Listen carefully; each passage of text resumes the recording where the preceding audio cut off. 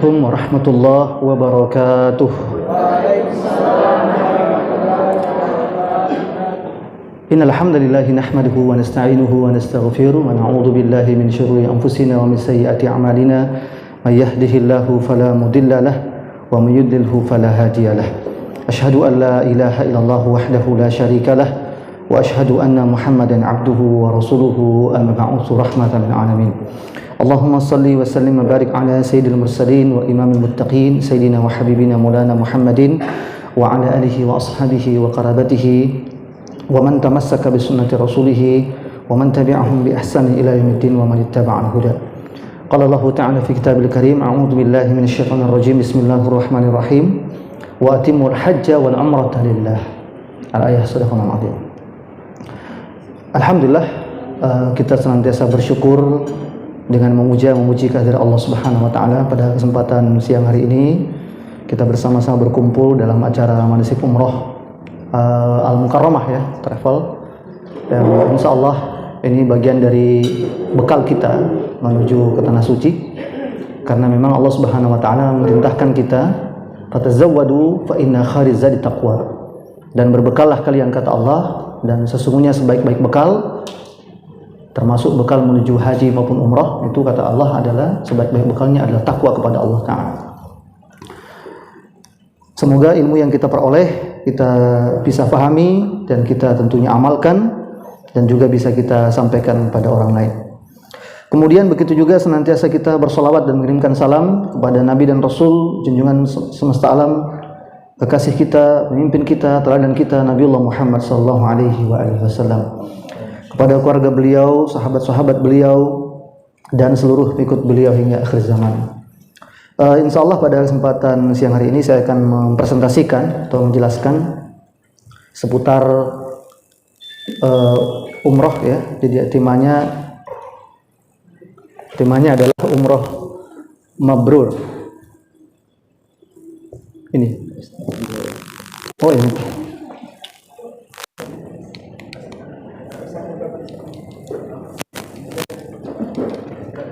Mau geser ya? Geser. Oh iya. Iya.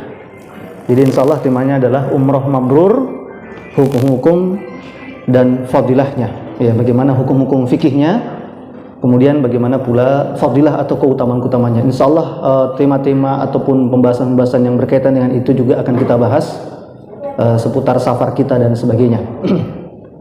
Nah, jamaah rahimakumullah, baik kita langsung masuk materinya, namun tidak perlu jamaah sekalian khawatir ya, tidak perlu dicatat karena ada buku panduan yang disiapkan oleh Al-Mukarramah yang nanti dipegang oleh Bapak Ibu sekalian. Jadi kita membahas ini untuk sebagai maklumat awal ya, informasi awal, dan saya yakin juga mungkin di antara Bapak Ibu sudah ada yang umroh beberapa kali atau minimal pernah berhaji, sehingga tentu sudah tidak asing ya, tidak asing mengenai hal ini. Nah, umroh mabrur, hukum-hukum dan fadilahnya. Yang pertama, bagaimana agar umroh kita bisa mabrur? Apa syaratnya? Nah, para ulama itu sepakat bahwa satu amalan dikatakan dia ihsan, amalan yang benar, ya, itu adalah amalan yang makbul, diterima di sisi Allah Subhanahu wa taala. Allah berfirman, "Alladzi khalaqal mauta wal hayah liyabluwakum ayyukum ahsanu amala." Dialah Allah yang menciptakan kehidupan kematian untuk menguji kalian, kata Allah, siapakah yang amalnya terbaik di antara kalian.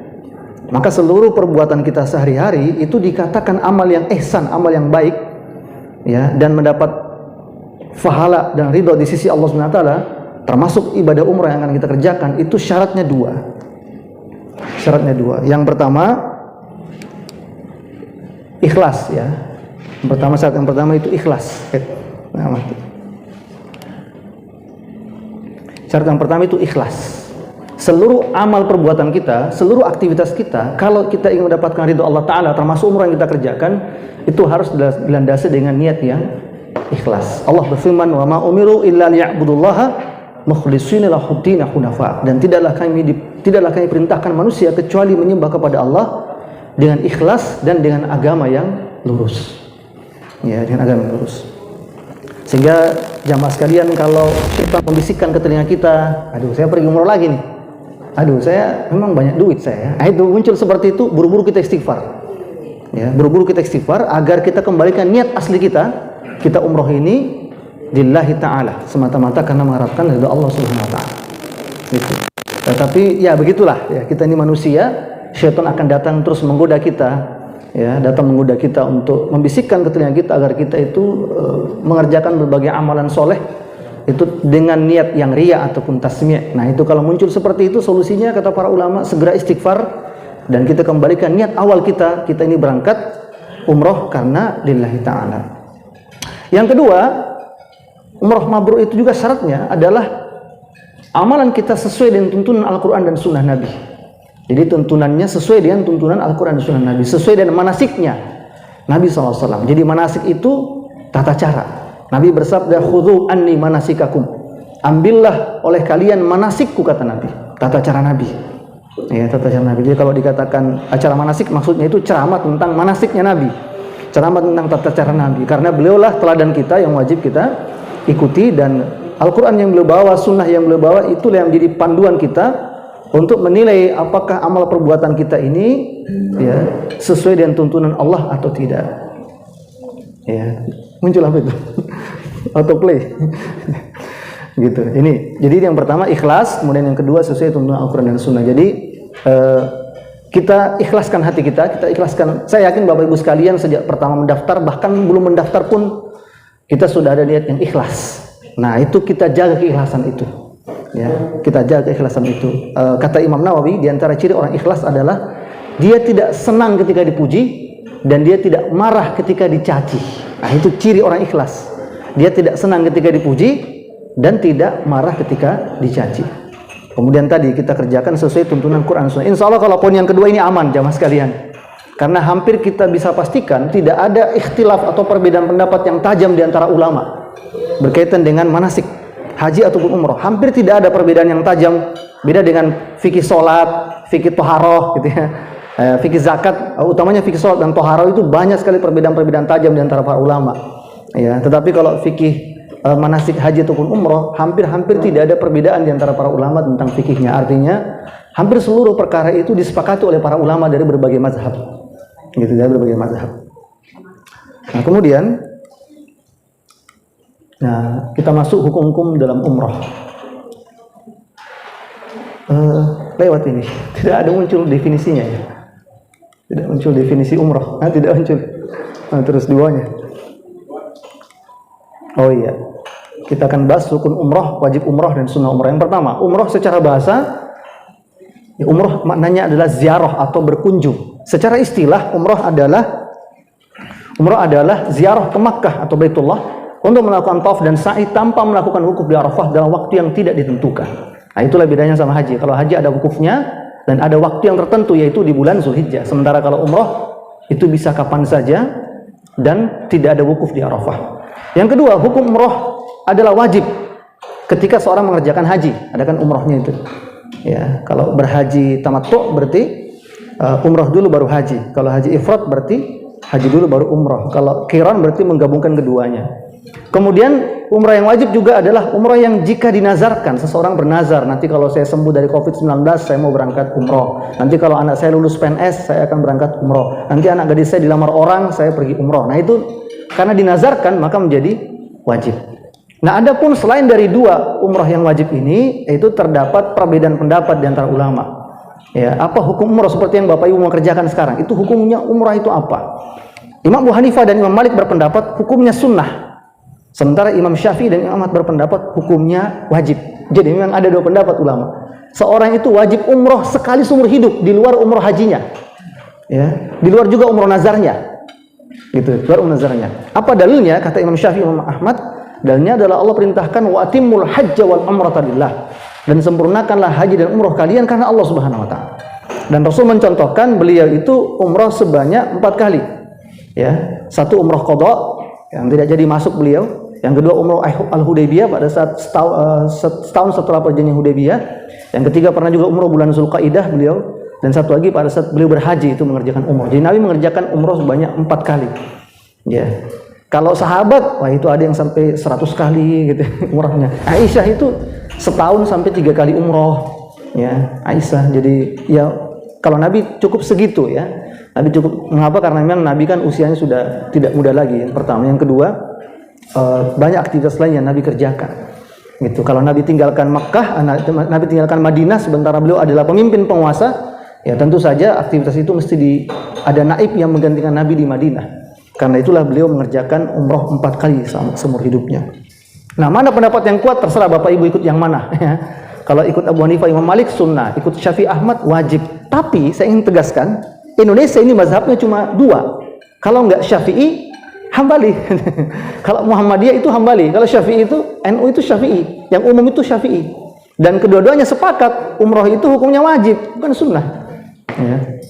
Ya, umroh itu hukumnya wajib, bukan sesuatu yang disunnahkan. Kemudian berikutnya, kepada siapa umroh itu wajib? Yang pertama Muslim, yang kedua orang yang merdeka, bukan budak. Ya, sekarang sudah tidak ada budak. Ya. Yang ketiga akil dan balik, berakal sehat dan telah dewasa. Yang keempat dia mampu istita'ah. Karena memang perintah haji umroh ini berkaitan dengan orang yang punya kemampuan. Ya, walillahi 'alan nasi hajjul bait man istata'a ilaihi sabila. Dan di antara kewajiban yang Allah bebankan pada manusia adalah melaksanakan haji ke Baitullah bagi siapa saja yang mampu melakukan perjalanan menuju ke sana. Umrah itu oleh para ulama disebut sebagai haji asghar, haji yang kecil. Umrah itu haji yang kecil. Gitu. Jadi di situ ayatnya jelas Allah sebutkan man istata'a ilaihi sabila, bagi yang mampu melakukan perjalanan. Gitu. Bagi yang mampu melakukan perjalanan.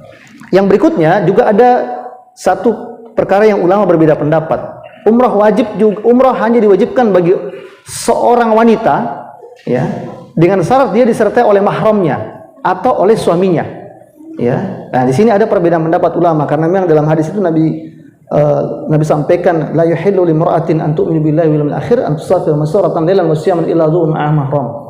Tidak boleh, tidak halal seorang wanita yang beriman kepada Allah hari akhir melakukan perjalanan lebih sehari semalam tanpa disertai mahram.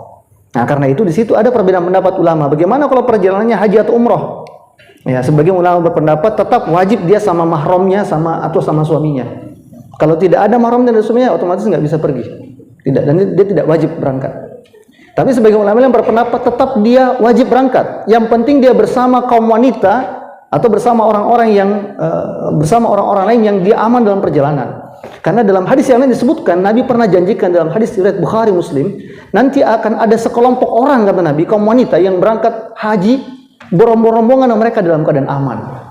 Nah, gitu Nabi sebut dalam hadis itu. Memang sifatnya kabar, berita. Tapi sebagian ulama berpendapat itu menunjukkan sekaligus dalil bahwasanya yang penting aman dalam perjalanan. Gitu. Jadi lagi-lagi terserah Bapak Ibu ikut pendapat yang mana, ya. Pada intinya tentu sebagai travel Al-Mukarramah itu membolehkan kepada siapapun, baik yang memilih pendapat yang mengharuskan pakai mahram ataupun yang memilih pendapat yang tidak mengharuskan bermahram atau sama suami. Yang penting dia bersama rombongan kaum wanita dan dia dalam keadaan aman. Kemudian berikutnya, ya kita akan bahas tentang rukun umrah. Ya. Rukun umrah yang pertama itu adalah niat umrah atau ihram, ya.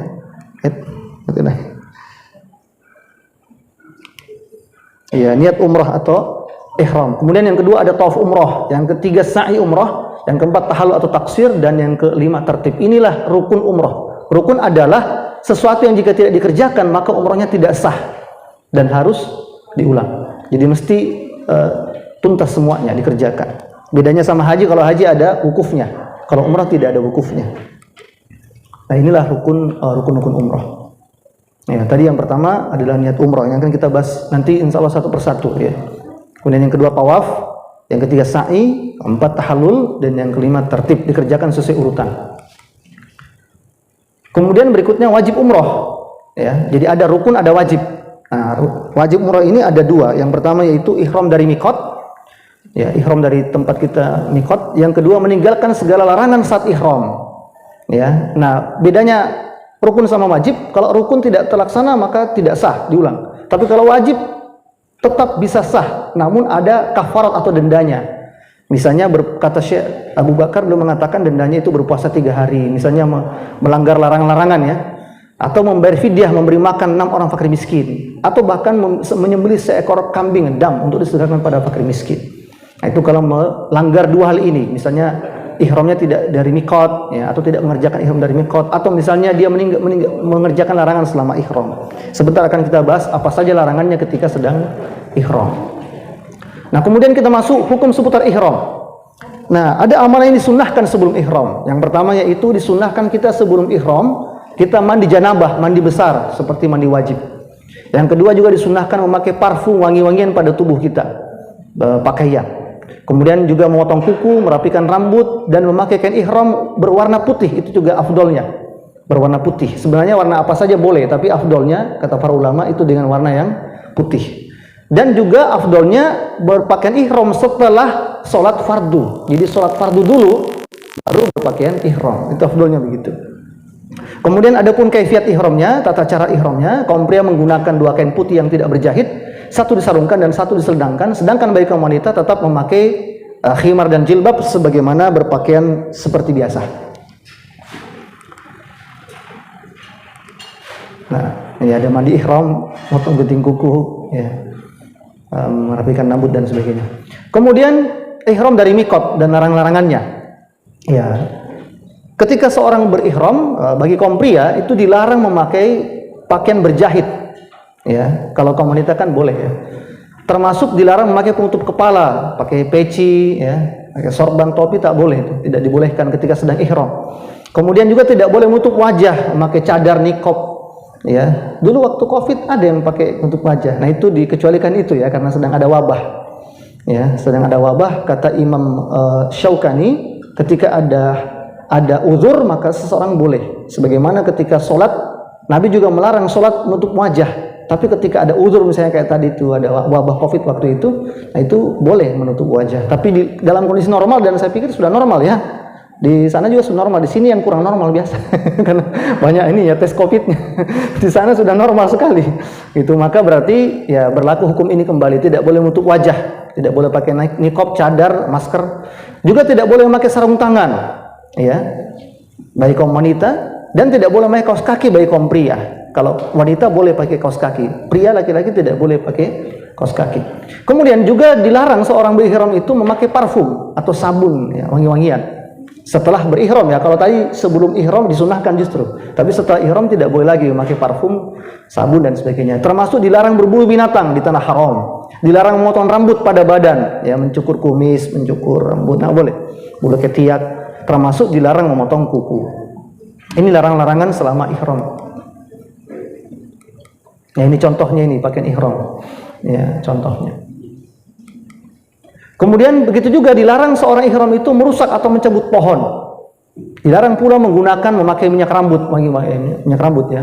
Termasuk tidak boleh jima atau bercampur suami istri, maupun perbuatan yang terkategori sebagai muqaddimatut jima. Jadi pembukaan jima, misalnya berciuman, memeluk istri dan segala macam selama berihram itu tidak dibolehkan. Termasuk dilarang berkata-kata kotor dan mengucapkan kalimat yang menggoda pasangan lawan jenisnya.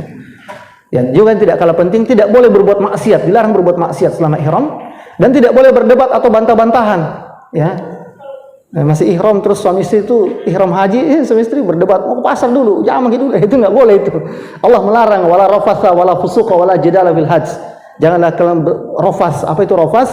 Kata para ulama, rofas itu maknanya 2, bercampur suami istri. Termasuk rofas itu adalah berkata-kata kotor atau menggoda istri, menggoda suami, itu tidak boleh. Wala fusuqa, jangan kalian berbuat kefasikan, berbuat maksiat selama berhaji.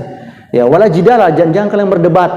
Ya, jangan bertengkar ketika sedang berhaji, termasuk ketika sedang ihram umrah. Kemudian, maka supaya kita tidak berdebat, tidak bantah-bantahan, maka perbanyaklah kita berzikir selama ihram itu, perbanyak berdoa, mengucapkan talbiyah, dan tidak banyak berbicara yang sia-sia. Ya, tapi dulu saya mau selfie dulu ini. Tidak banyak bicara sia-sia selama berihram itu. Jangan sampai ya karena banyak bercanda terus kemudian ucapannya itu mengurangi pahala umrohnya. Gitu.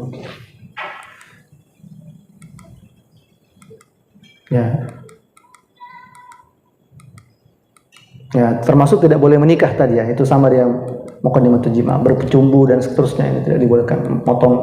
Menebang pohon, ya, berburu binatang, ya, atau berburu hewan. Kemudian berikutnya seputar mikot, ya.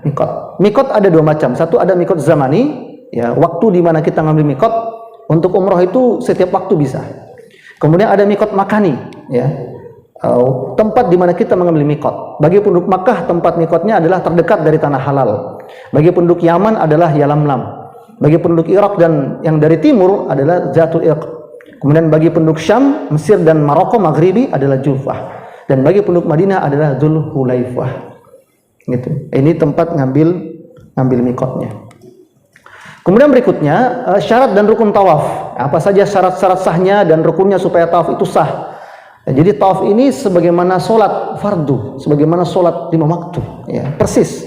Ya, jadi sholat dan tawaf itu sama. Ya.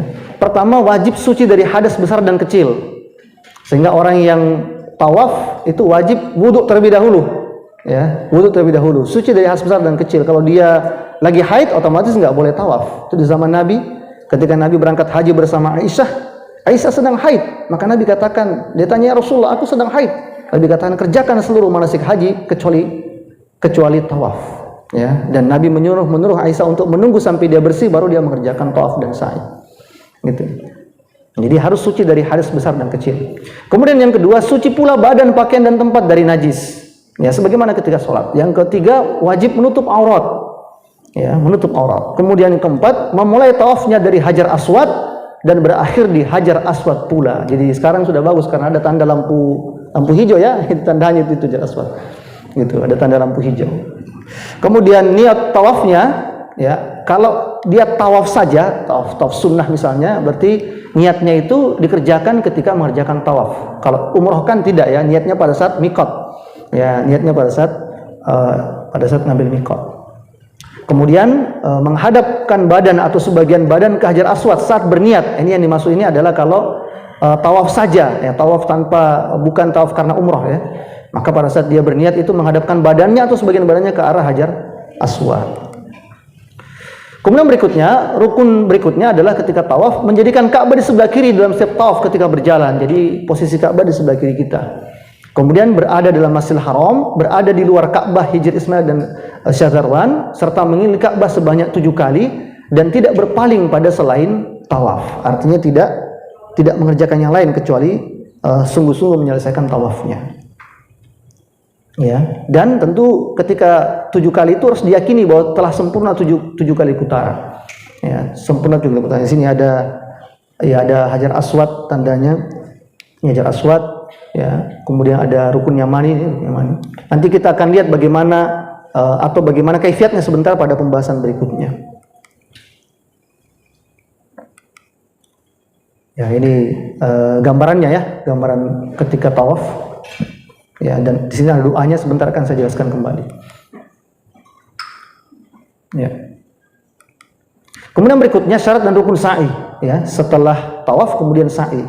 Ya, syarat dan rukunnya yang pertama memulai dari Safa dan berakhir di Marwah. Bukit Safa dan Marwah. Kemudian melintas sebanyak 7 kali dari Safa ke Marwah itu dihitung 1 kali.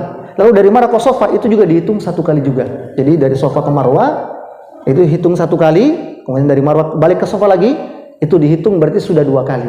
Itu 7 kali totalnya dan nanti pada akhirnya akan berakhir di Marwah. Kemudian melewati semua lintasan antara Safa dan Marwah, termasuk melewati lembah dan tidak keluar dari lembah. Dan sa'i dikerjakan setelah tawaf. Inilah pembahasan seputar syarat sahnya dan rukun yang dikerjakan ketika sa'i. Nah, ini gambarannya, fotonya, ya. Ya, Safa ke Marwah. Nah, sekarang kita masuk bagaimana fikih praktis. Nah, ini dia fikih praktis melaksanakan umroh. Yang pertama, ya, atau mungkin sebelum masuk ke sini, jamaah sekalian, ketika kita masih dari rumah, disunahkan kita sholat safar, sholat perjalanan. Nabi mencontohkan setiap Nabi hendak bepergian, beliau mengerjakan sholat safar 2 rakaat di rumahnya sebelum berangkat. Ya, sholat safar 2 rakaat. Kemudian meninggalkan rumah dengan membaca doa Bismillahirrahmanirrahim tawakkaltu 'alallahi la haula wala quwwata illa billah. Kemudian ketika berkendara membaca doa dalam perjalanan, Subhanallazi sakhkhara lana hadza wa ma kunna lahu muqrinin wa inna ila rabbina lamunqalibun. Kemudian setiba di sana, ya, sebelum ihram disunahkan tadi mandi janabah, ya, disunahkan mandi janabah, mandi besar, lalu memakai parfum dan juga mencukur rambut serta memotong kuku, dan disunahkan ihram itu dikerjakan setelah mengerjakan sholat fardu atau sholat sholat wajib. Ini yang pertama. Kemudian yang berikutnya, ya, memakai pakaian ihram, ya. Kaifiat berikutnya memakai pakaian ihram. Bagi pria tadi 2 lembar kain, yakni satu disarungkan dan satu diselendangkan, tanpa penutup kepala dan tanpa kaos kaki bagi kaum pria. Sedangkan bagi kaum wanita tetap memakai jilbab dan khimar tanpa menggunakan cadar atau niqab dan tanpa menggunakan kaos tangan atau sarung tangan. Selanjutnya berihram dari miqat, ya, berihram dari miqat dengan mengucapkan labbaik umratan atau labbaik umrah. Ya. Bagi jamaah yang khawatir tidak mampu mengerjakan umrahnya karena misalnya sakit ataupun penghalang lainnya, maka dia boleh sekedar mengucapkan kalimat Allahumma mahilli haitsu habastani. Ya, setelah itu dia boleh mengerjakan tahallul dan tidak ada kewajiban baginya untuk bayar dam. Ini tentu kalau uzurnya syar'i, ya. Kalau sakit kan uzurnya syar'i. Dia sudah ihram, dia sudah ngambil miqat, tapi tiba-tiba dia sakit dan tidak bisa melanjutkan. Maka dia cukup membaca doa, ya, membaca kalimat Allahumma mahilli haitsu habastani. Setelah itu dia boleh tahallul dan tidak wajib bayar dam. Nah, itu dia dapat pahala umroh. Meskipun tentu tidak sebesar pahala orang yang mengerjakan umroh sampai tuntas, gitu. Tapi tetap dapat pahala. Nah, begitulah Maha Pengasihnya Allah Ta'ala. Sama sebagaimana ada ibu-ibu, dia berpuasa Ramadan, begitu jam 5:30 sore haid dia, itu gimana? Dapat dia pahala puasa, tapi tentu tidak sebesar pahala orang yang menyelesaikan puasanya. Nah, karena adanya udzur tadi, adanya udzur syar'i yang menghalangi dia sehingga tidak mampu menyelesaikan umrohnya. Kemudian setelah itu membaca talbiyah umroh, lanjutkan dengan membaca kalimat labbaik Allah. Jadi setelah baca talbiyah umrah, labbaik umratan, kemudian dilanjutkan yang membaca kalimat labbaik Allahumma labbaik, kalimat talbiyah, labbaik la syarika laka labbaik, innal hamda wan ni'mata laka wal mulk la syarika lak. Dan bagi kaum pria, ya, diucapkan dengan jahar, dan bagi kaum wanita diucapkan dengan sir, ya, kalimat talbiyahnya. Kemudian disunnahkan pula sebelum masuk kota Makkah itu disunnahkan mandi terlebih dahulu. Ini kalau sempat, ya, mandi. Nabi biasa mencontohkan sebelum masuk kota Makkah, Nabi mandi terlebih dahulu. Kemudian masuk ke Masjidil Haram, ya, dengan kaki kanan sambil baca sholawat kepada Nabi SAW. Jadi baca sholawat dulu sebelum masuk Masjidil Haram, ya, Sallallahu alaihi Muhammad Sallallahu alaihi wasallam, itu saja. Atau Allahumma sholli ala Muhammad, gitu saja. Lalu masuk Masjidil Haram membaca sambil baca doa masuk masjid, Allahumma ftahli abwaaba rahmatika, dengan kaki kanan. Setelah itu menuju Hajar Aswad dan menghadap ke arah Hajar Aswad sambil membaca Allahu Akbar atau Bismillah Allahu Akbar. Mengusap Hajar Aswad dengan tangannya, dengan tangan kanannya, dan menciumnya. Nah, tentu ini jika mampu dikerjakan, ya. Kalau sekarang kan sudah tidak mampu kita kerjakan. Tapi beginilah fikihnya, beginilah kaifiatnya yang disebutkan oleh para ulama dalam kitab-kitab fikih. Nah, jika sulit untuk mencium Hajar Aswad, maka cukup dengan mengusapnya dengan tangan kanan. Jika sulit juga mengusapnya dengan tangan kanan, maka cukup dengan memberi isyarat kepadanya dengan tangan setiap putaran. Isyarat tangan saja dengan tangan setiap putaran. Begitu. Kadang-kadang kan sebagian orang itu merasa betul-betul hajinya itu, umrohnya itu mabrur kalau dia bisa mencium, ya. Sehingga dia paksakan untuk mencium, kadang bahkan sampai bayar joki. Katanya kalau musim haji orang sampai bayar joki. Itu tidak perlu begitu, jamaah sekalian. Dan bahkan kadang-kadang kita lihat ada jamaah itu umroh atau haji, ya, dari berbagai negara. Kadang mereka tidak hanya mencium Hajar Aswad, tapi bahkan mencium rukun Yamani, gitu, mencium dinding-dinding Ka'bah, padahal itu tidak ada syariatnya. Ya, jadi Ka'bah itu memang Baitullah, ya, Allah berkahi. Tetapi kita mentakdiskannya atau kita beribadah di sekitarnya itu dengan tuntunan Allah dan Rasulnya, bukan berdasarkan perasaan kita. Oh, ini kan Ka'bah nih, berarti saya harus cium, kalau saya cium ini dapat barokah. Enggak gitu. Bahkan Sayyidina Umar bin Khattab ketika beliau mencium Hajar Aswad, beliau katakan, wahai batu, andaikan Nabi tidak menyuruhku menciummu, aku tak akan mencium. Nah, itu maksudnya apa? Maksudnya adalah agar kita tidak jadi menyembah Ka'bah, gitu. Agar kita tidak jadinya menyembah Hajar Aswad, gitu. Kita menyembah pemilik Hajar Aswad, pemilik Ka'bah itu, yaitu Allah Subhanahu wa taala. Sehingga yang disunahkan dicium hanyalah Hajar Aswad. Itu tak perlu cium itu dinding Ka'bah yang lain, itu tidak ada faedahnya dan tidak ada perintahnya. Ya, jangan sampai kita mentakdiskan, ya, yang Nabi SAW tidak perintahkan kita. Kemudian mulailah tawaf umroh, ya, sebanyak 7 kali putaran, dimulai dari Hajar Aswad dan berakhir di Hajar Aswad pula. Dan disunahkan lari-lari kecil di 3 putaran awal dan jalan biasa di 4 putaran terakhir. Meskipun ini faktanya agak sulit kita kerjakan ya, karena banyak orang. Tapi fikihnya seperti itu. Nanti faktanya mungkin Pak Haji Taufik lebih banyak tahu itu ya. Faktanya mungkin agak sulit kita amalkan itu, tapi begitulah fikihnya. Ya, begitulah yang Nabi ajarkan kepada kita. Kemudian berikutnya disunahkan pula kita mengusap rukun yamani ya, setiap putaran tawaf tanpa perlu menciumnya. Ya, jadi rukun yamani yang tadi sisi yang terdekat dari Hajar Aswad, di situ kita disunahkan untuk mengusapnya.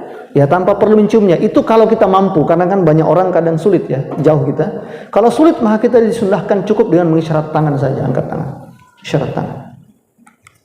Kemudian saat berada di rukun yamani dan Hajar Aswad, ya, disunahkan kita membaca doa Rabbana atina fid dunya hasanah wa fil akhirati hasanah wa qina adzabannar. Nah, pada saat tawaf ini sebenarnya tidak ada doa-doa khusus yang dibaca. Kadang itu kita baca ada buku-buku panduan. Tawaf pertama baca doa ini, tawaf kedua boleh, tak ada masalah dibaca itu, tapi saya ingin jelaskan bahwa tak ada satu hadis pun yang mengajarkan itu.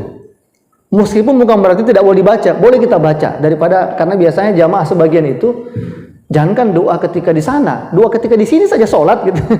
Habis sholat 5 waktu dia tunggu Pak Imam, ya, Pak Imam baca lagi, ya, amin, dia amin aja di belakang gitu. Dia tidak tahu doa apa yang mesti dibaca. Maka memang ada baiknya Bapak Ibu sekalian sebelum berangkat ke sana catat-catat doa-doa apa yang mau dibaca. Doa hajat masing-masing. Saya Ustadz mau punya anak, doa minta anak di sana. Ya, teks Arabnya gimana? Saya mau punya banyak rezeki, doa. Ada doa yang Allah ajarkan dalam Al-Quran. Allahumma akthir malana wa waldana wa barik lana fima a'taitana. Ya Allah, perbanyaklah hartaku dan perbanyaklah anak-anakku, ya, dan berkahilah aku fima a'taitana, di dalam ketaatan kepadamu. Nah, itu doa yang Allah ajarkan dalam Al-Quran. Nah, itu bisa kita banyak baca selama kita tawaf. Allahumma akthir malana wa waldana barik lana fima a'taitana. Atau mungkin kita minta doa dikurniakan anak yang soleh-soleha. Nah, kita baca lagi doa-doa yang ada di Al-Quran juga. Allah ajarkan. Rabbana hablana minas solihin. Ya Allah, Tuhanku jadikan anak-anakku sebagai anak-anak yang soleh-soleha semua. Nah, itu. Jadi itu kita baca. Nah, kalau yang di buku-buku biasa panduan itu, silakan kalau mau baca doa itu, tapi itu biasanya doanya sifatnya umum dia, bukan hajat, ya. Bukan doa yang sesuai keperluan kita. Nah, gitu. Kalau doa-doa keperluan itu ada di Al-Quran, banyak sekali doa-doa. Kalau kita ingin rumah tangganya sakinah, nah itu baca doa Rabbana hablana min azwajina wa dzurriyyatina qurrata a'yun waj'alna lil muttaqina imama. Itu doa supaya rumah tangganya sakinah. Itu. Jadi itu doa-doa yang sesuai hajat kita. Saya pikir semua orang itu sama hajatnya ya. Mau hartanya banyak ya, mau anaknya soleh-soleha, mau rumah tangganya sakinah. Saya pikir sama ya, hajat kita itu ya, soal itu. Ya, itu sebaiknya itu yang kita catat, kita bisa catatkan juga di buku atau kita hafalkan itu, sehingga nanti pada saat tawaf itu juga kita bisa baca doa-doa yang ada dalam Al-Quran atau ada dalam hadis-hadis Nabi. Karena para ulama sepakat seafdal doa yang kita baca itu adalah doa yang ada dalam Al-Quran dan ada di dalam hadis-hadis Nabi SAW. Jadi perbanyak kita doa dan zikir. Boleh juga baca Quran selama kita tawaf. Ya, tadi doa-doa yang sesuai hajat kita masing-masing. Kemudian setelah tawaf, ya, menutup kedua pundaknya lalu menuju maqam Ibrahim sambil membaca wattakhadhu min maqami Ibrahim musalla. Ya, tapi kalau sulit ke maqam Ibrahim paling tidak berdiri sejajar dengannya. Gitu. Kemudian setelah itu disunahkan kita salat tawaf 2 rakaat di belakang maqam Ibrahim, ya. Dan pada saat salat itu Nabi mengajarkan untuk membaca surah Al-Kafirun rakaat pertama dan surah Al-Ikhlas rakaat yang kedua. Nah, setelah sunnah tawaf, disunahkan pula kita minum air zam-zam dan menyiram kepala dengan air zam-zam. Jadi mengusap-usap kepala dengan air zam-zam. Itu sunnahnya seperti itu. Setelah itu kita kembali ke Hajar Aswad, lalu bertakbir seperti tadi ya, Bismillahi Allahu Akbar, lalu mengusap dan menciumnya. Kalau tidak mampu kita kerjakan, bisa cukup dengan isyarat tangan saja. Selanjutnya setelah itu, ya, kita beralih setelah tawaf, kita beralih ke Bukit Sofa untuk mengerjakan sa'i. Kita menuju ke Bukit Sofa, dan jika telah dekat-dekat dengan Bukit Sofa, kita membaca Inna Safa wal Marwata min sya'airillah. Ya, lalu kita membaca Nabda'u bima bada Allahu bih. Setelah itu kita naik ke atas Bukit Sofa, lalu menghadap ke arah Ka'bah hingga melihat Ka'bah kalau kita mampu lihat ya. Karena biasanya kan banyak orang jadi tidak mampu kita lihat. Paling tidak kita mengarah ke Ka'bah.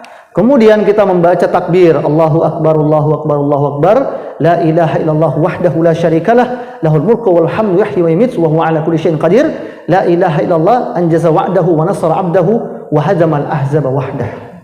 Nah, itu yang kita baca ketika sudah ada di atas bukit Safa menghadap ke arah Ka'bah. Kemudian bacaan itu diulang-ulang sebanyak 3 kali. Nah, setelah itu di situ kita berdoa lagi. Di antara mengulang-ulang bacaan tadi, takbir tadi itu, kita diperintahkan untuk berdoa, dan berdoanya doa apa saja sesuai hajat kita masing-masing. Boleh pakai bahasa Indonesia, ya, boleh pakai bahasa apa saja yang kita pahami. Makanya pernah sekali waktu itu saya ada orang Tonasa, ya, kebetulan saya ngisi kajian juga di Semen Tonasa rutin. Dia mau pergi umroh, Ustaz tolong doakan saya mau pergi umroh. Loh, terbalik Bu, ibu yang doakan saya gitu. Jangan ibu yang minta doakan.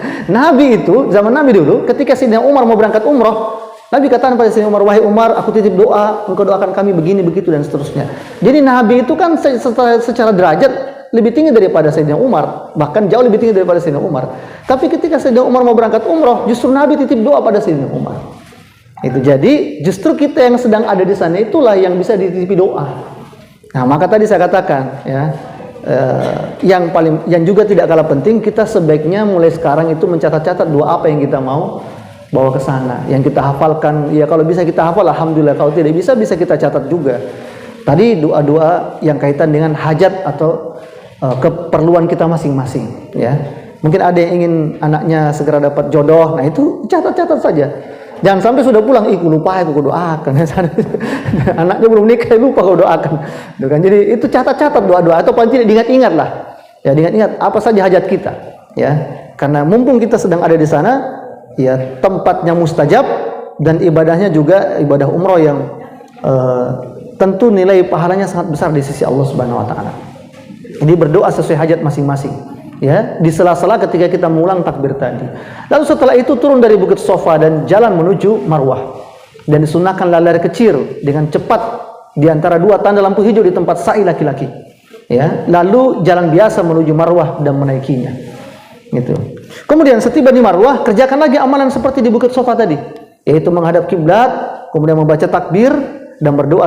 Ini diulang 3 kali, ya, takbirnya tadi 3 kali, dan di sela-sela pengulangan 3 kali itu kita juga memperbanyak doa sesuai hajat kita masing-masing. Nah, otomatis kita sudah mengerjakan 2 kali, ya, karena dari Safa ke Marwah, kemudian Marwah ke Safa.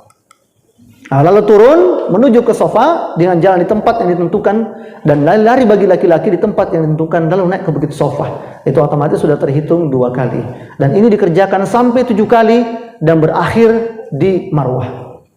Nah, kemudian ketika kita sedang sa'i, tadi sementara lari-lari kecil atau jalan biasa itu, kita juga dibolehkan berzikir dan lagi-lagi berdoa sesuai yang kita kehendaki. Nah, kalau biasanya di buku-buku yang kita pegang itu ada doa-doanya, bisa itu dibaca, tak apa-apa, silakan kalau mau dibaca. Kalau mau baca doa-doa sendiri, seperti saya katakan tadi, baca. Kalau saya dulu waktu berangkat umrah, saya tidak baca buku doa ini, buku itu. Saya baca doa sendiri, hajat-hajat saya, ya, hajat. Karena kita kan tadi hajatnya bisa beda-beda, ya, gitu. Cuma saya ingin tegaskan begini, hendaknya kita ketika berdoa itu tidak hanya mendoakan hajat pribadi kita, kita juga hendaknya mendoakan hajat keluarga kita, ya, bahkan hajat kaum muslimin secara umum. Dan ini sebenarnya berlaku tidak hanya pada saat umrah ataupun haji. Dalam setiap kita berdoa itu, kalau kita doa selepas sholat 5 waktu, itu jangan kita doanya pelit, doa cuma untuk diri sendiri, itu jangan. Ya, kita doakan itu, ya Allah ampuni aku, kedua orang tuaku, ampuni adik kakakku, gitu, ampuni paman bibiku, ya, ampuni guru-guruku, ya, ampuni sahabat-sahabatku, dan seluruh kaum muslimin. Doanya kita itu berdoa untuk seluruh orang, gitu. Bahkan berdoa untuk seluruh kaum muslimin. Gitu. Nabi menjanjikan siapa yang mendoakan saudaranya tanpa dia ketahui, ya, maka doanya itu akan berbalik pada dirinya. Jadi kalau bayangkan jamaah sekalian, kalau kita doakan seluruh kaum muslimin, berapa jumlahnya umat Islam sekarang? Hampir, ya, itu manusia. Manusia 7 miliar. Ya, kalau umat Islam sekarang jumlahnya hampir 2M, 1,7 M kurang lebih. Jadi bayangkan jamaah sekalian, kalau kita doakan 1,7 M kaum muslimin, kita cukup baca doa, Allahummarham ummatan Sayyidina Muhammad SAW. Ya Allah, rahmatilah umatnya Sayyidina Muhammad SAW. Fi kulli makan fi kulli zaman, di tiap waktu, di tiap tempat. Itu bayangkan, kita berdoa kepada mereka, Nabi janjikan doanya berbalik pada kita. Jadi kalau 1,7 M kaum muslimin kita doakan, itu Masya Allah, mereka pun doanya berbalik pada kita. Itu. Sehingga kita itu berdoa bukan hanya untuk keperluan pribadi kita. Kita juga mendoakan kebaikan-kebaikan untuk keluarga kita, untuk saudara kita, untuk sahabat kita, untuk tetangga kita, ya, dan untuk kaum muslimin seluruhnya. Ya, termasuk kita bisa masukkan nanti doa-doa untuk Palestina. Doakan supaya kaum muslimin Palestina itu selamat, ya. Doakan supaya kaum muslimin Suriah itu selamat. Itu ada doa-doa seperti itu. Ya, termasuk mendoakan agar kaum muslimin kembali hidup mulia, ya, aizzah misalnya. Itu doa-doa seperti itu kita baca, dan doa-doa manapun secara umum kita bisa baca pada saat kita mengerjakan sa'i. Setelah selesai kita sa'i, lalu kita tahallul. Yang sunnahnya, ya, kalau bagi laki-laki disunnahkan tahallulnya sampai gundul. Sementara bagi perempuan cukup dengan memotong rambut sepanjang 1 ruas jari. Ya, sepanjang 1 ruas jari. Nah, kemudian berikutnya jamaah rahmatullah, itulah kaifiat dari pelaksanaan umrah. Biasanya travel menyediakan 2 kali, ya. Berapa kali? 2 kali, ya. Biasanya travel itu akan mendampingi sebanyak 2 kali. Ya, kalau jamaah sekalian mau sampai 3-4 kali bisa, tinggal mungkin diarahkan, ya, kemana. Hotelnya jalan kaki atau perlu naik bis lagi? Jalan kaki, alhamdulillah, itu gampang gitu. Jadi tinggal ambil mikotnya saja, tinggal ambil mikotnya, kemudian melaksanakan kaifiatnya tadi sampai selesai. Dan boleh juga kita umrohnya itu meniatkan untuk keluarga kita yang sudah meninggal dunia. Jadi untuk bapak kita, untuk ibu kita, mungkin untuk mertua misalnya, itu boleh juga seperti itu. Karena pernah di zaman Nabi, seorang sahabat itu membadalkan haji orang tuanya yang telah meninggal dunia. Ya, dia datang ke Nabi, ya Rasulullah, ibuku meninggal dunia dan dia tak sempat haji. Maka Nabi katakan, engkau hajikan ibu. Ya, maka juga boleh kita itu umrah, ya, kita meniatkan untuk orang tua kita yang telah meninggal dunia. Itu adalah salah satu bentuk berbakti kepada kedua orang tua yang sudah meninggal dunia, yaitu dengan mengumrahkan beliau. Ya, dengan mengumrahkan beliau. Itu juga bisa kita kerjakan. Nah, sudah selesai kaifiat atau pelaksanaan umrahnya. Insya Allah kalau niat kita ikhlas dan tadi dikerjakan dengan sesuai tuntunan Allah dan Rasulnya, maka insya Allah kita akan meraih derajat umrah yang mabrur. Sekarang kita bahas apa saja fadilahnya, keutamaan umrah.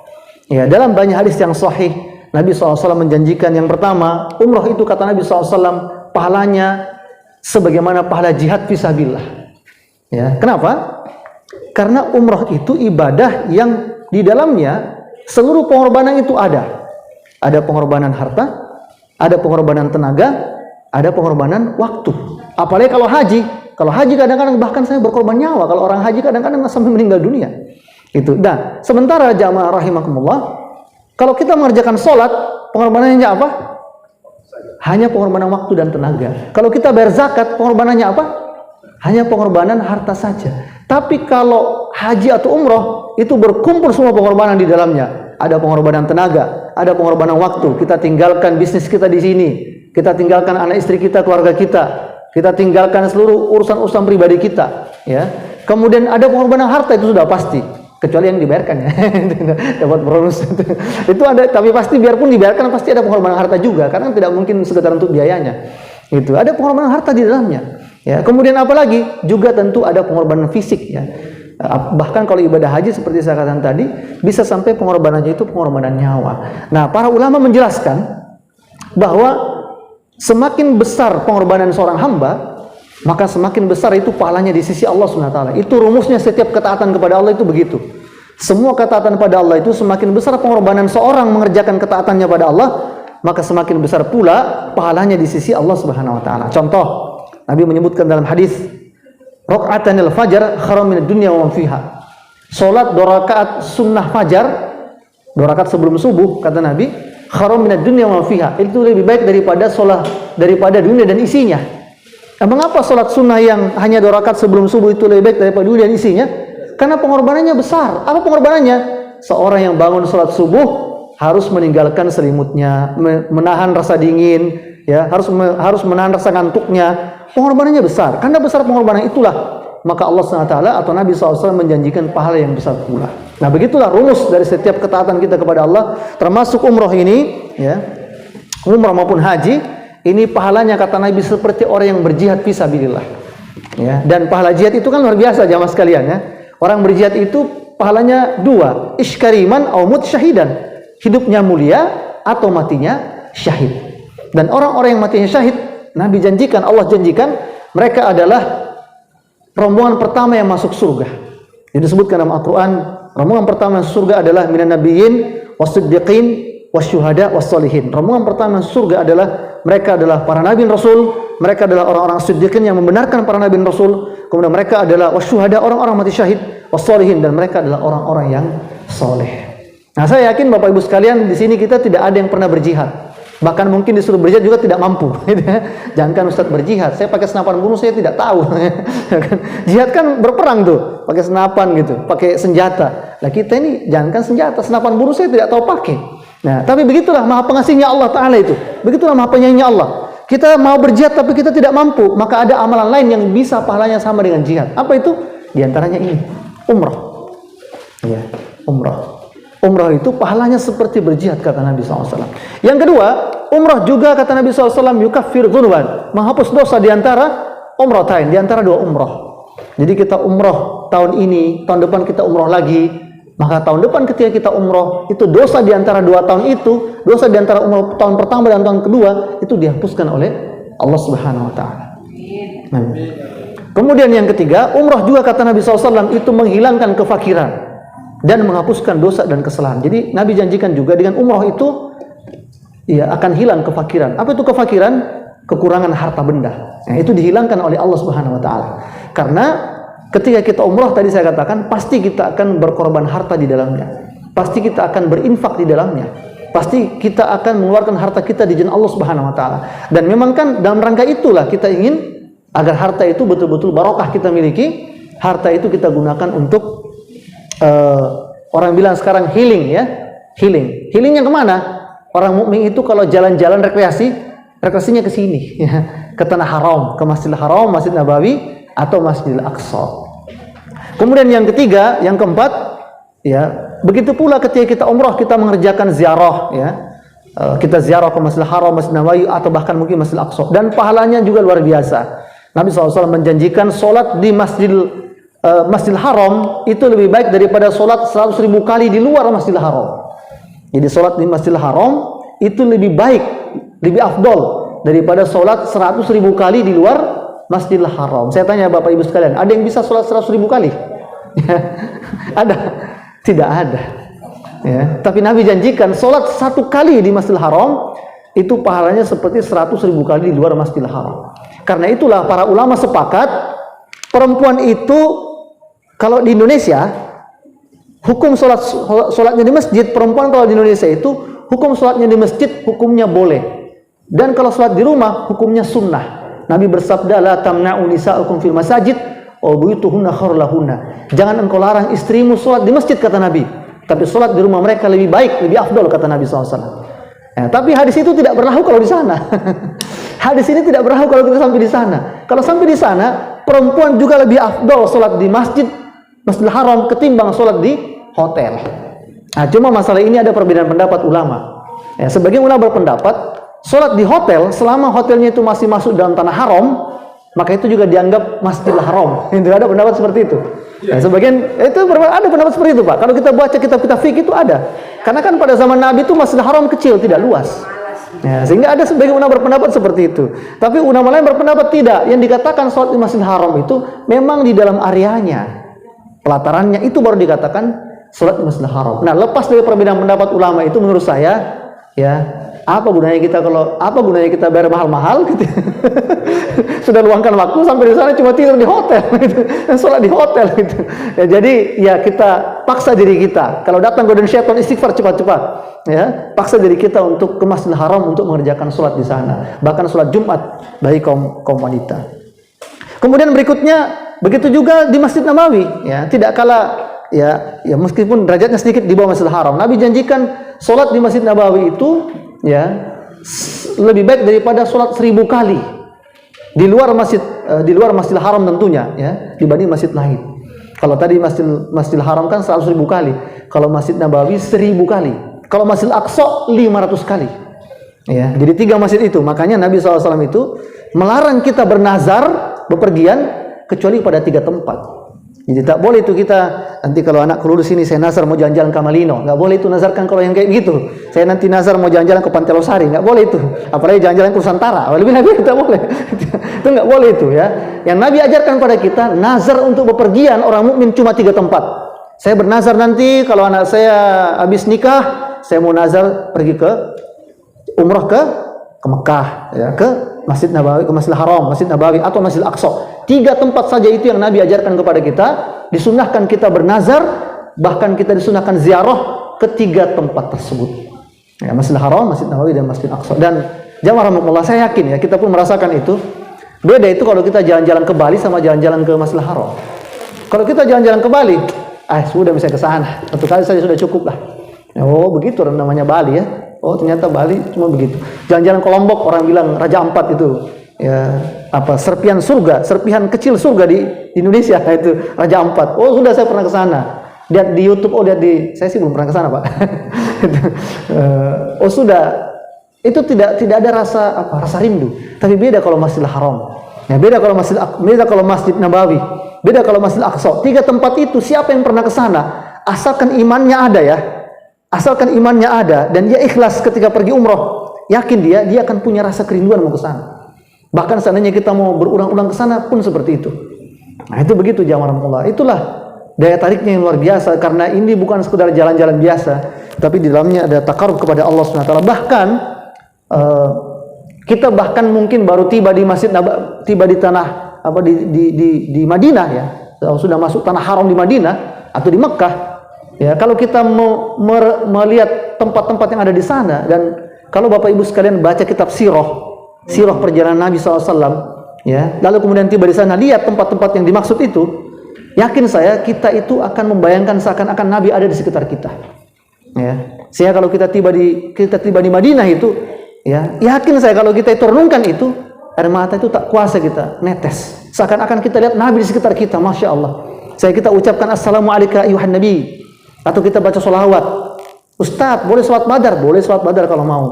Ya, sholawat apa saja yang dihafalkan, atau minimal sholawat yang standar, sallallahu ala Muhammad sallallahu alaihi wasallam, itu diulang-ulang. Jadi karena seakan-akan kita itu melihat Nabi Muhammad SAW, sehingga kalau kita mau tinggalkan Madinah, kita mau ke Mekah, itu nangis naik kita.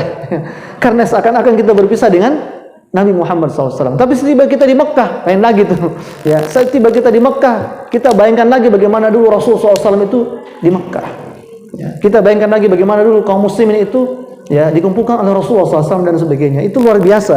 Ya, nikmatnya itu luar biasa jamaah rahimakumullah. Ya, nikmatnya luar biasa. Dan memang nikmat seperti itu hanya bisa dirasakan oleh orang-orang yang banyak merenungkan. Makanya nanti di sana jamaah sekalian banyak kita merenung. Renungkan dosa-dosa kita, renungkan kesalahan kita. Bahkan seluruh aktivitas ibadah yang kita kerjakan itu, kita berjalan pada saat sa'i, ya, pada saat tawaf segala macam. Itu kalau kita renungkan, kita bayangkan bagaimana nanti hari kiamat itu kurang lebih sama seperti itu yang kita kerjakan itu di padang mahsyar. Kita akan berdiri di padang mahsyar. Nanti di padang mahsyar itu kita akan berlari-lari, kita akan diminta oleh Allah satu persatu maju untuk bertanggungjawabkan diri kita, sehingga betul-betul umrah yang kita kerjakan itu meresap dalam jiwa kita.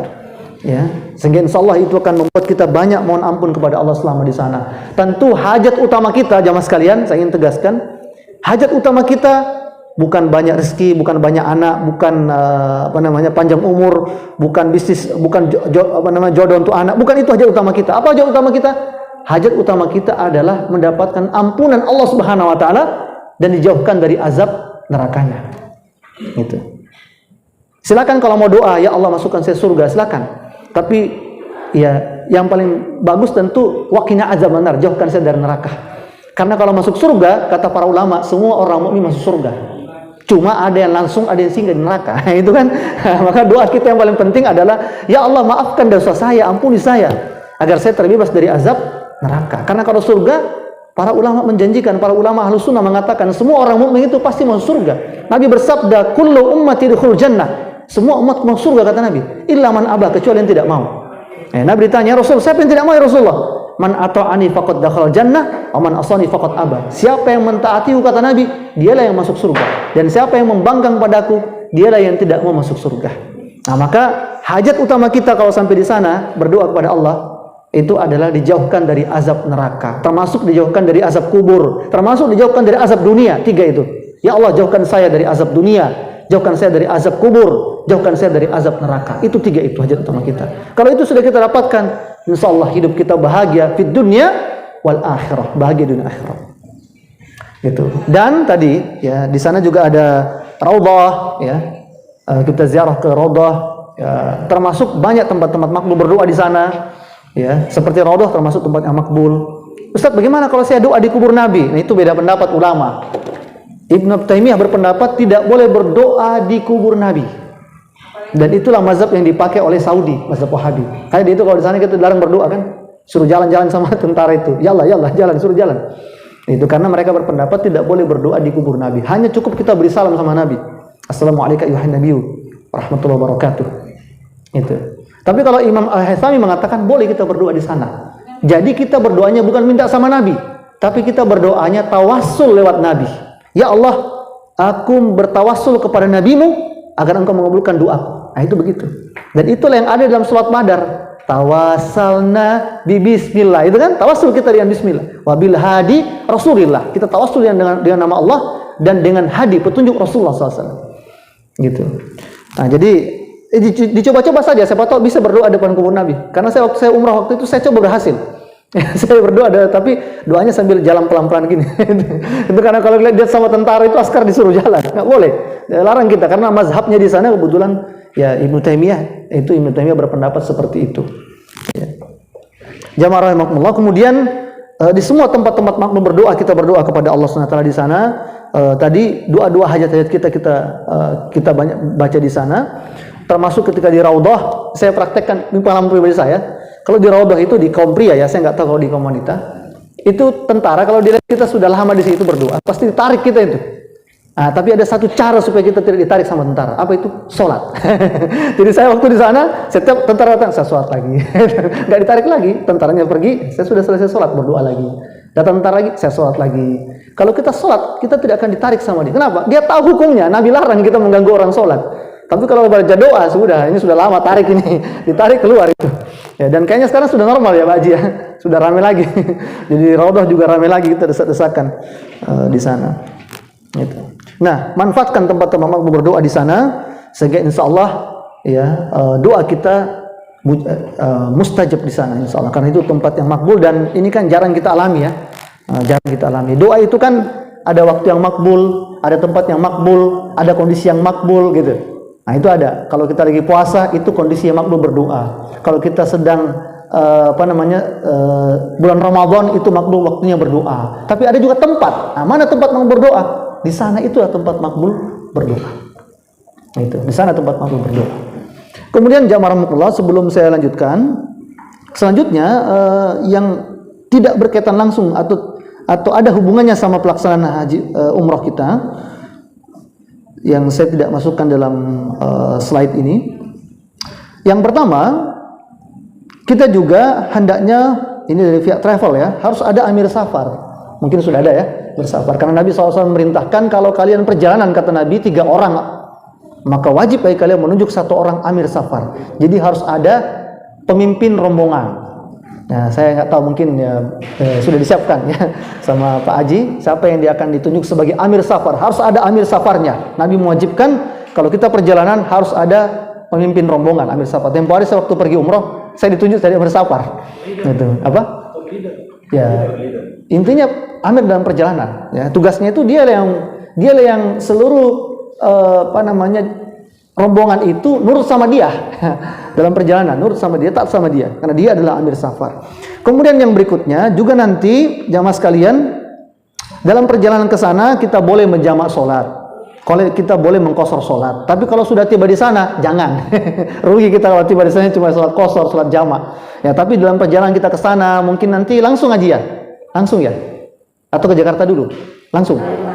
Ke Jakarta dulu. Nah, kita perjalanan ke Jakarta nanti sudah jamak saja sholatnya. Silakan dijamak sholatnya, silakan diqashar sholatnya. Allah berfirman, "Fa idza darabtum fil ardi falaysa 'alaikum junahun an taqsurus shalah." Kalau kalian benar-benar dalam perjalanan di muka bumi, kata Allah, maka tidak ada dosa bagimu untuk meringkas sholatmu. Nah, jadi kita kerjakan sholat itu semuanya 2 rakaat kecuali maghrib, tetap 3 rakaat. Zuhur asarnya masing-masing 2 rakaat dijamak, ya. Kemudian maghrib isyanya dijamak, dan isyanya cuma 2 rakaat, maghribnya tetap 3 rakaat. Kemudian subuhnya 2 rakaat. Itu selama perjalanan ke sana.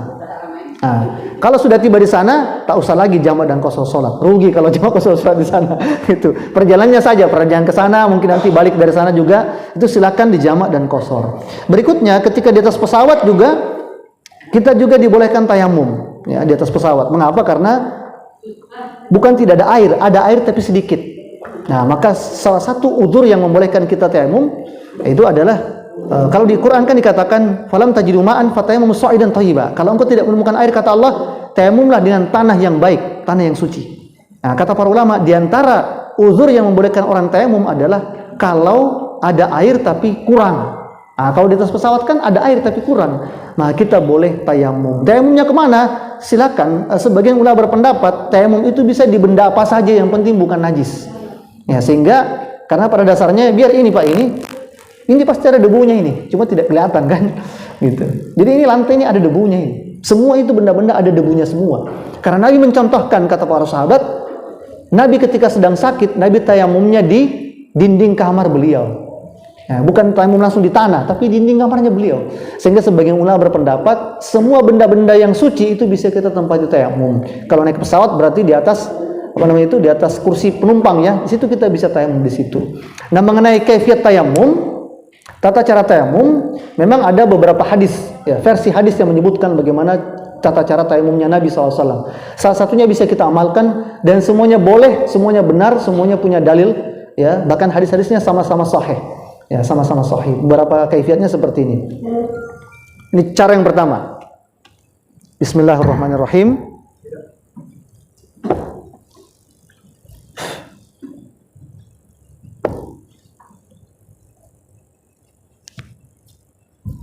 Ini cara yang pertama. Saya ulangi dulu ya. Cara yang pertama. Cuma ya satu-satu.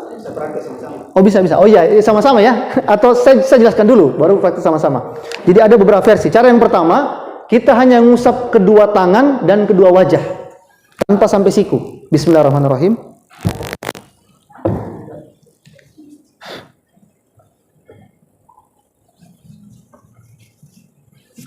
Ini cara yang pertama. Cara yang kedua, juga hanya usap wajah dan tangan tanpa sampai siku. Bismillahirrahmanirrahim.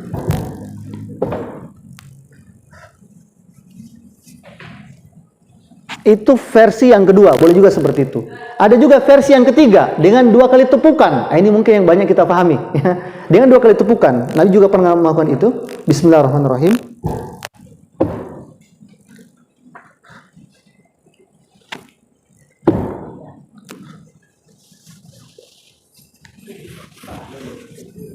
Bisa juga seperti itu. Ya, jadi bisa yang hanya wajah dan tangan saja, 1 kali tepukan. Bisa juga wajah dan tangan sampai siku, itu 2 kali tepukan ke tanah atau ke kursi penumpang. Bisa diulangi sama-sama ya, bisa. Versi yang 2 kali tepukan ya, versi yang 2 kali tepukan, karena mungkin ini yang kebanyakan kita ketahui. Ya. Bisa dijelaskan ke jamaah, karena kita terkait aurat wanita. Oh iya. Ya, apalagi di pesawat. Ya. Apakah sebaiknya? Ya. Karena kalau seperti itu berarti ya pakai versi yang sampai tangan saja, nggak usah sampai siku. Karena ini bukan di tempat tertutup kan gitu. Gitu. Nah, itu bukan tempat. Jadi kalau begitu versi yang tangan saja kalau begitu. Ya, kalau versi tangan tadi Pak. Bismillahirrahmanirrahim. Ya. Baru ditiup, baru di wajah, baru tangan, sampai pergelangan. 1 kali saja sudah selesai. Atau model yang kedua, 1 kali tepukan juga. Kalau tadi kan wajah dulu baru tangan. Model yang kedua juga bisa dengan cara tangan dulu baru wajah. Bismillahirrahmanirrahim. Tangan baru wajah. Salah satunya boleh kita amalkan karena kan betul ya, betul saya haji tadi. Di atas pesawat kan otomatis tidak bisa terbuka ini. Gitu. Tapi kalaupun mau tetap, Ustaz, saya tetap mau ngusap ini. Berarti ibu-ibu harus pakai mukena. Kalau pakai mukena kan bisa tertutup tuh. Ya, kan ini pengalaman istri saya itu begitu dia. Dia kalau pakai mukena kan tetap tertutup tangannya. Jadi dia tidak usah begini Bu ya. begini saja di itu anunya apa namanya yang diduduki. Di sini saja atau di mejanya. Tidak usah begini, kalau begini nanti kelihatan tangannya. Begini saja, dikasih gini saja. Ya. Bismillahirrahmanirrahim. Baru usap ke wajah. Ya. Lalu satu kali lagi baru usap. Ini kan sudah ada mukena di atasnya kan, tertutup dia mukena itu. Baru diusap di dalam. Di dalam kita usapnya. Jangan diusap keluar begini, besar tanganmu itu. Itu jangan diusap gitu. Diusapnya di dalam. Bisa juga seperti itu. Ya tergantung manalah yang jamaah merasa mudah gitu. Karena semuanya itu hadisnya sahih dan tidak ada perbedaan pendapat ulama yang tajam dalam masalah itu. Semuanya boleh kita amalkan. Begitu jamaah sekalian. Kemudian berikutnya apalagi ya yang masih kurang itu? Berikutnya lagi. Iya. Apanya lagi? Iya, tata cara salat di atas pesawat. Intinya Nabi mengajarkan ketika Husain bin Amr bertanya, "Ya Rasulullah, aku sedang sakit wasir, bagaimana aku salat?" Kata Nabi, "Shallu qa'im, salat engkau berdiri. Fa lam tastati' fajulusan, kalau tidak mampu maka engkau duduk. Fa lam tastati' fajunuban, kalau tidak mampu juga maka engkau berbaring." Maka Nabi mencontohkan ketika salat di atas kendaraan, itu ada salat kendaraan. Nabi itu kalau kan kendaraannya Nabi kan onta atau kuda. Onta itu kan bisa jalan sendiri. Maka Nabi sholatnya kalau di atas onta, Nabi sholat sambil duduk di atas ontanya. Nah karena kita naik pesawat, berarti kita sholatnya juga sambil duduk. Tidak perlu berdiri di atas pesawat, nggak perlu duduk saja sholatnya. Gitu dulu saya. Nah, bagaimana tata cara sholat duduk? Para ulama menjelaskan, tidak ada perbedaan pendapat. Sepakat para ulama, sholat duduk itu caranya sesuai kemampuan. Ya. Misalnya kalau orang sakit itu terserah dia, mau sholatnya pakai kursi, mau sholatnya tidak pakai kursi, cuma duduk sambil sandar selojoran kaki, terserah. Nah kalau kita ini kan lagi umroh, berarti kita sholatnya sambil duduk di atas kursi. Ya, caranya intinya kata para ulama adalah Nabi ketika sholat duduk itu beliau menjadikan posisi sujud lebih rendah daripada posisi ruku. Jadi posisi sujud lebih rendah daripada posisi ruku. Jadi pakai isyarat saja, misalnya ini kan ada meja depan kan, mungkin kalau sujud dia agak merunduk ke meja. Kalau ruku cuma segini, runduk juga tapi cuma segini saja runduknya, tidak terlalu. Intinya posisi sujud kata para sahabat itu, Nabi ketika sholat duduk kata para sahabat, kata Anas bin Malik, aku melihat Nabi ketika sholat duduk, beliau menjadikan isyarat sujudnya lebih rendah daripada isyarat rukunya. Jadi kalau mungkin sujudnya begini, mungkin kalau rukunya agak begini. Gitu saja. Sisanya ya tetap kita Allahu Akbar, takbiratul ihram, sedekap gitu ya. Baca Fatihah selama dengan ruku, Allahu Akbar, tidak sami Allahu liman hamidah gitu ya. Kemudian sujud agak rendah sedikit, duduk dan rendah sujud, bangun lagi. Terus begitu sebagaimana ketika kita dalam sholat yang normal ketika berdiri. Itu. Ustaz, bagaimana kalau nanti pulang dari sana? Kan pesawatnya membelakangi Ka'bah. Ya, Nabi mengajarkan ya, Nabi mengatakan bainal masyriqi wal maghrib qiblatain. Di antara timur dan barat itu adalah kiblat. Karena kita tidak mampu menghadap ke belakang, ya kan, tidak mampu kita menghadap ke kiblat, maka kita sholatnya membelakangi kiblat, tidak apa-apa. Sebagaimana pada zaman Nabi SAW ketika para sahabat itu berkendara, mereka menggunakan onta, ya, ontanya mereka itu menghadap ke berbagai arah, kadang menghadap ke selatan, kadang menghadap kemana, tidak menghadap ke kiblat lagi. Nah itu masuk dalam kategori rukhsah, keringanan bagi orang yang sholat dalam keadaan perjalanan, ya, atau dalam keadaan berkendara. Jadi jamaah sekalian, kenapa sholat duduk? Jawabannya bukan karena saya sakit, tapi sholat dalam atau sholat di atas kendaraan. Jadi hukumnya itu sholat di atas kendaraan, bukan sholat orang sakit. Karena buktinya kan kita tidak sakit ya, faktanya kita tidak sakit.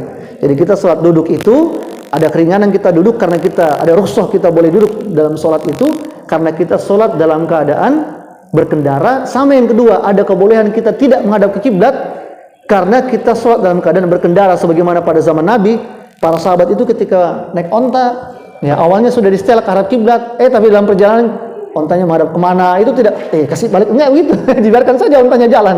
Beliau tetap sholat itu, Nabi tetap sholat di atas ontanya dan tidak memaksa ontanya harus menghadap, betul-betul menghadap ke kiblat.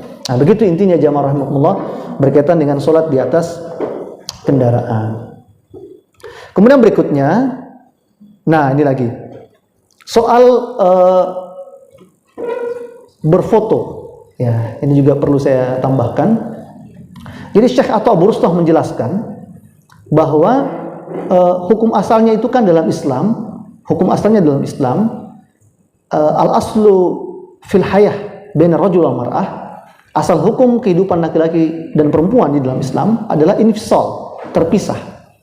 Ya, sehingga hukum asalnya adalah laki dan perempuan tidak boleh berinteraksi dan bertemu dan berkumpul. Itu hukum asalnya begitu. Namun ada kalanya Islam itu membolehkan laki dan perempuan untuk berkumpul dan bercampur. Misalnya ketika di pasar. Pada zaman Nabi SAW, di pasar Madinah itu tidak ada pasar khusus laki-laki, pasar khusus perempuan. Semua di situ orang kumpul, mau laki mau perempuan bercampur di pasar, jual beli barang segala macam, itu dibolehkan. Itu yang pertama. Yang kedua, ada kalanya laki dan perempuan disunnahkan berkumpul. Ya, kapan itu? Ya, misalnya ketika sholat Idul Fitri, Idul Adha. Nabi perintahkan seluruh wanita termasuk yang sedang haid untuk pergi ke lapangan dan mendengarkan khutbah dan juga mengikuti syiar-syiar agama Allah SWT dalam pelaksanaan sholat Idul Fitri maupun Idul Adha. Yang ketiga, ada kalanya laki dan perempuan diwajibkan bercampur laki dan perempuan. Kapan itu? Nah itu tawaf. Kalau tawaf itu memang yang Nabi contohkan campur laki perempuan. Jadi tidak mungkin kita sampai sana, saya nggak mau tawaf ini dekat sama perempuan, nggak mau. Ya, mesti begitu memang hukumnya. Itulah mengapa para ulama membahas apakah batal wudhu ketika sementara tawaf dan bersentuhan sama perempuan. Sementara Allah mengatakan dalam Al-Quran yang batalkan wudhu salah satunya adalah aula mastumun nisa. Batal wudhumu kalau engkau menyentuh perempuan. Nah, kata Imam Syafi'i disebut dengan lamastumun nisa itu adalah menyentuh dengan sengaja, misalnya jabat tangan. Nah, itu baru disebut batal. Kalau tidak sengaja misalnya karena sedang tawaf dan bersenggolan tanpa sengaja, dan saya yakin tak mungkin orang sengaja ya. Kecil kemungkinan, bukan tak mungkin. Kecil kemungkinan orang menyengaja. Maka itu tidak batal wudhu seandainya pun tersentuh.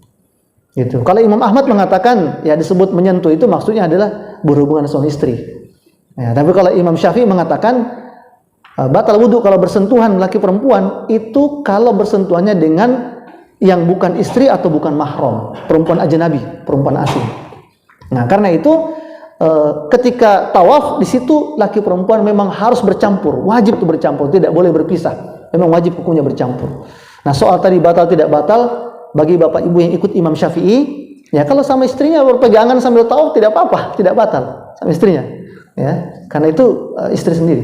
Tapi kalau bersentuhan sama orang lain, kalau tanpa sengaja juga tidak batal. Itu pendapat Imam Syafi'i. Kalau Imam Ahmad lebih aman lagi.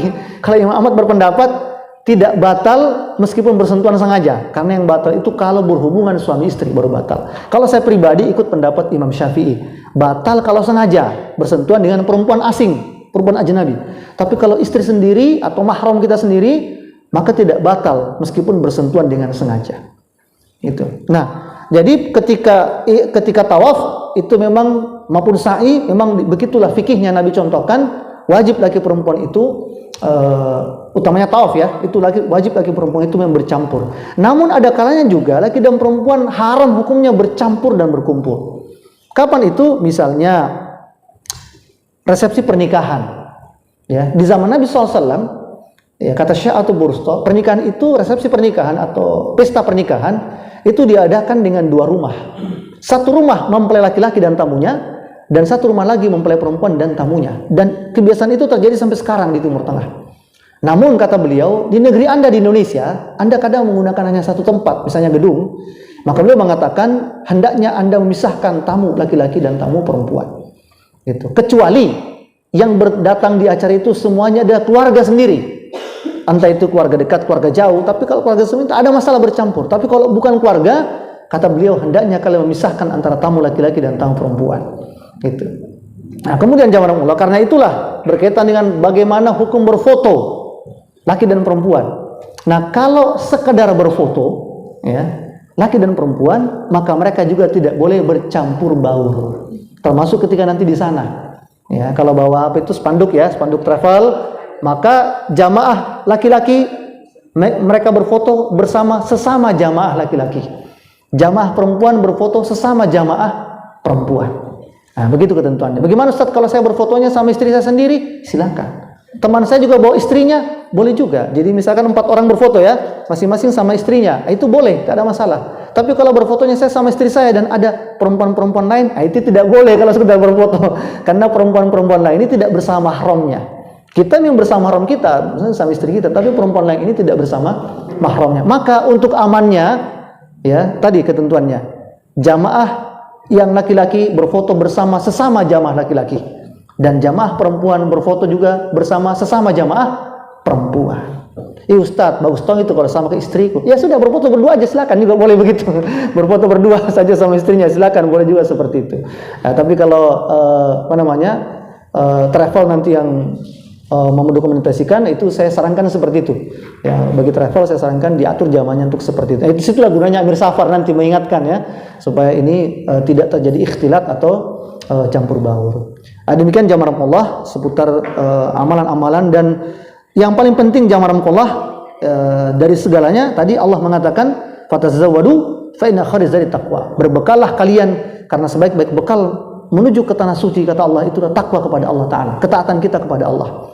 Maka harapan kita berangkat umrah itu dengan ikhlas tadi, mengikuti sunnah Nabi, dibekali dengan takwa kepada Allah Ta'ala.